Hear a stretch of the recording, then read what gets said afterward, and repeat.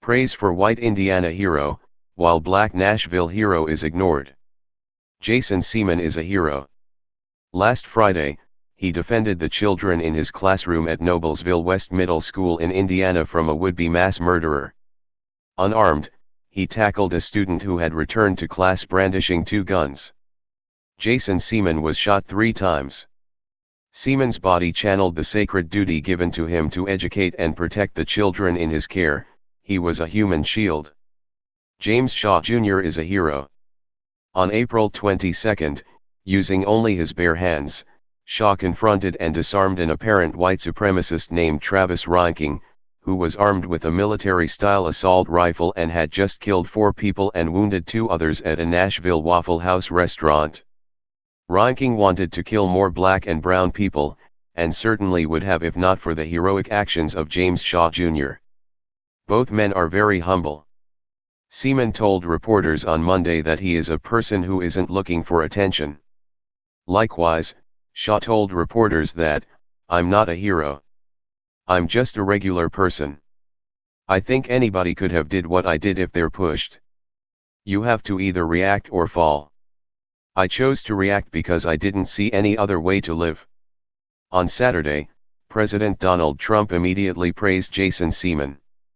On Twitter, Trump announced, "Thanks to very brave teacher and hero Jason Seaman of Noblesville, Indiana, for his heroic act in saving so many precious young lives. His quick and automatic action is being talked about all over the world." James Shaw Jr. received no such immediate honor or praise. Donald Trump eventually called him 3 weeks late. Shaw described Trump's phone call as lackluster. Once again, with his immediate praise of Seaman and comparative silence towards Shaw, Donald Trump has revealed his true character. He is an obvious and clumsy racist. He does not hide behind the voguish, edgy arguments made by New Age race scientists such as Charles Murray, Nicholas Wade, Andrew Sullivan, and others who pander long discredited ideas about how race and IQ are connected or that people are like dogs which can be bred into distinct subspecies and breeds. Nor does Trump bother to hide behind statistics and race-neutral outcomes to work the gears of social engineering to maintain and expand white supremacy. He is the naked obvious idea of white America. Why does Trump act this way? More importantly, why do millions of white Americans and the Republican Party as a whole not find his obvious racism and bigotry repellent? Why do they not abandon him? From the end of the civil rights movement through the birth of the Southern strategy and now to the present, the Republican Party has opposed the full and equal rights of black and brown Americans.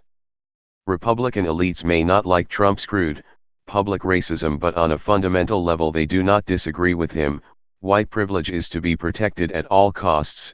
White people are to be the dominant political, social and economic group, no matter what, even if that requires colluding with a foreign power to undermine American democracy. Republican voters share this sentiment.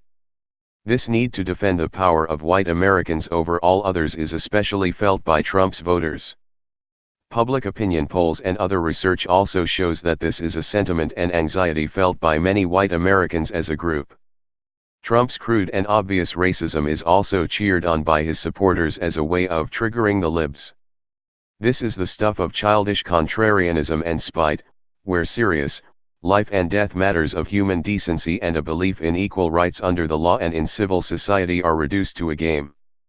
This war on political correctness is also a function of spite, mule kicks by a group of people who feel increasingly obsolete and looked down on in what they feel is an unfamiliar, unwelcoming America where other people are cutting ahead in line.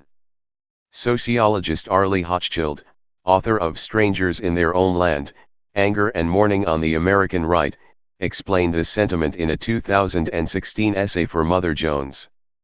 In the crudest calculations of political power, Donald Trump and other Republicans face few if any negative consequences for their racism.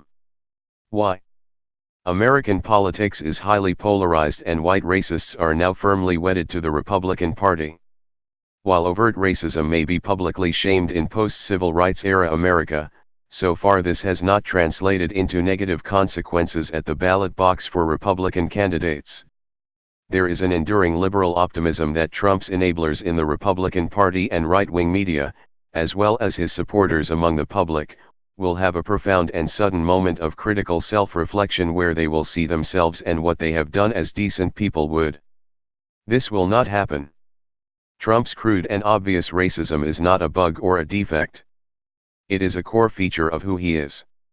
Those values are what attracted many of his voters in the first place. Ultimately, Donald Trump is a political black hole. How many more Americans will be sucked into his maw before this most tragic and horrible episode in American history comes to close, assuming it ever does?